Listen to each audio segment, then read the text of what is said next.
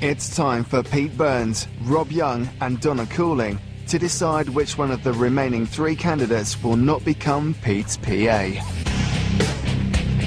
Well, now the journey's almost over. It's time to see which of you has made it through to the finals to be my PA. But for one of you, the interview is over. That person will have to pack their stuff and leave the house immediately. As I'm sure you all know, I get to see everything. And I watched you from a secret place and saw how you performed at a press conference. Rob? Let's start with Natalie. You're a bit of a conundrum to me because sometimes you don't take things seriously, but on this occasion you created a real buzz, so you got across some very solid facts about the wedding and they were very impressed. At the end of the press conference I spoke to the journalists, and if this had been a real press conference and they'd been writing up headlines, then this is the headline they would have produced. Pete Burns, amazing wedding extravaganza. That's okay. So that's great. Yeah, that's fantastic. So you should be, exactly, you should be really pleased. Oh, cool. That's great. Really well done. That's fantastic. Thank you. Nikki came across as very confident, but the journalists found you quite cold, very distant. And the thing you have to remember with the press is that at times like this, you've invited them to the press conference. You need them to like you. Yeah, they said she was a robot, didn't they? Unfortunately. No, sorry. Another thing you did was you talked about yourself sometimes. So, for example, deflecting a question about whether Pete and Michael have a stormy relationship, you said, myself and my husband, you know, we've had our troubles. Excuse me, this isn't about Nikki and her press conference. It's getting across Pete's story. I think I panicked then, and because somebody had led me in with that, and I fell for it. So if the journalists had been writing a real newspaper headline, then this is a story that they would have written based on that day. So Pete Burns is getting married. So flipping what? So you got across a few facts, but there was no excitement. I'm afraid they did not like you. Yeah. Denise, I think it started to go wrong from the very beginning when you made up this excuse about Pete having some kind of family crisis. You just can't get drawn into, you know, making stuff up, basically. If they'd been writing a real newspaper headline... Family drama. Pete Burns, family trauma. Yeah. You know, who knows what kind of stuff they could make up about Pete. Sorry, Pete. It's the horrible time. One of you's got to be sent home packing. Can you let me know what you've all got to say about this? If you think I'm thick-skinned, it's because I've been through so much in life, and I'm not going to stand here and let this pull me down. I've come here to give it my best, and if that's arrogant, then I'm very, very sorry. But my mum and dad brought me up to give the best that I can do. Natalie? I am a perfectionist. I don't want to be seen as, you know, a liability and letting things slip. I'm not that way inclined. I'm a very proud person. I come from a proud background. And, you know, I'm a grafter, and that's just the way I am. Denise? I think with this challenge this week was literally due to my nerves and showing them fear, and obviously which escalated in saying the wrong things. But I know if I took the job on, I would be much more aware, and you know, I after that one experience, that would just never happen again. It just wouldn't. We should wind this up, and you know, I've got to say this personally, this is absolutely agony for me now. It's really, really difficult. So I've got to be really cold and hard about this and ask you to leave the room, and we're going to probably end up in a punch-up over this situation. And when you come back in, one of you's got to be sent packing. So, can you please leave the room now? Thank you.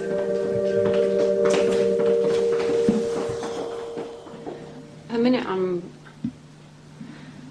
really bothered that people think I'm cold and unapproachable. I feel like shit. I feel like absolute crap at the moment, as always, of course. I mean, if I was, you know, a sociopath, I'd be fine, but I'm not. If I'm not right for the job, then I can live with that. I just, I'm a nice person, you know.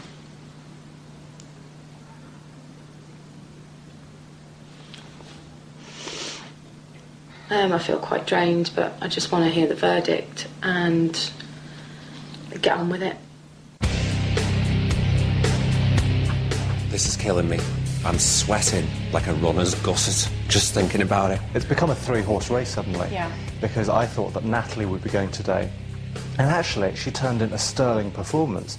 She was such a star. She was warm and professional. She got all the facts across. She looked fantastic. Yeah. And she gave the information across really professionally, really succinct, and I think she was fantastic. She made no mistakes. Denise has fallen apart this week.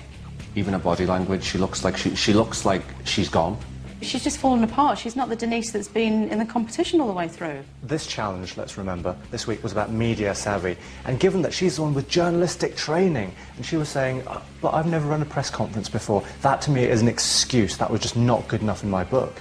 I understand what she was doing. She was turning stories around so that they were away from you, but she was just spinning herself around with these ridiculous... Sorry. Oops, like a record. Oh, she was more dead than alive. Yeah, I get that. No pun intended. Cue music. She really did get herself in such a state because she was trying to get the story away from you, but she was just making stuff up and she was just going deeper and deeper and deeper into this hole. I don't know what to say. What about Nikki? Say something. You think she's a cold fish? These people who had only spent half an hour with her, they found her cold. Basically, you know, if you were trying to promote something to the press, you've got a new record out, a new book, whatever, they just wouldn't bother turning up to another press conference because they think... Because of her? Because of her. Well, yeah. So, I mean, she's not going to get the information out in a positive manner the way that you want it to. She's kind of so guarded that she doesn't want to give anything away that you don't want to ask her any questions. Can we I just got to have a few minutes to think about this. It's really difficult. It's like Russian roulette, isn't it? I got to think about it. Okay.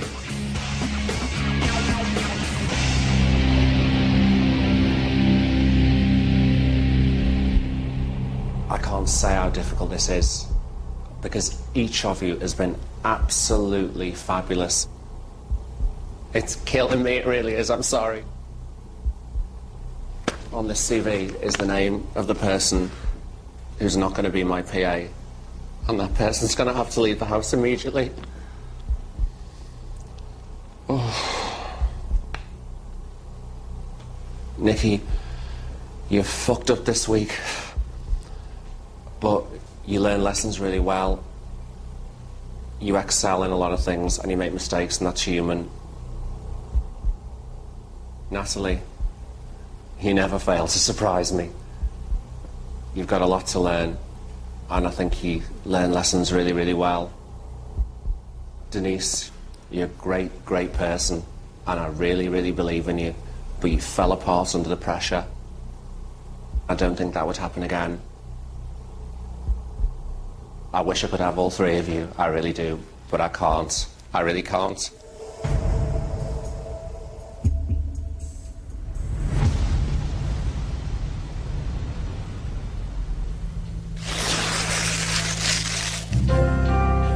Denise, you're not going to be my PA. I'm so sorry. Please leave the house.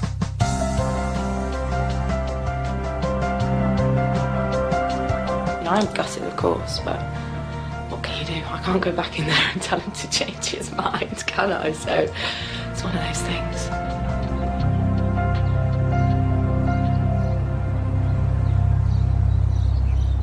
It's almost over. We've almost reached the end of the road. So please go and take a rest. And congratulations. Go on, do that again. What you've made me do. Oh, you're crying. That's killing me, Suzanne, the poor girl.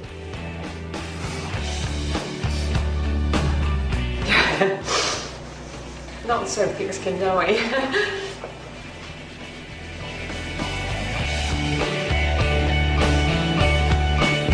With Denise eliminated, only 2 candidates remain. Who will be Pete's PA? Next time on Pete's PA, Natalie and Nikki go head-to-head when Pete sets them a final challenge to plan his charity stag party. I am quite worried, actually. I'm not excited at all. I lied. While Natalie feels the pressure, I can't even speak at the moment. I'm so annoyed. I'm really annoyed. I just think I'm going to get up there and just burst into fits of tears. I won't be able to speak. Nikki has problems of her own. Oh, okay. That's a shame. It's very deflating when you get a knockback. And in the final elimination, the candidates are told who will be Pete's PA. What a diva. And tomorrow night at 10, there's a second chance to see special guest Chris Judd in Dirty Dancing, The Time of Your Life, here on Living 2.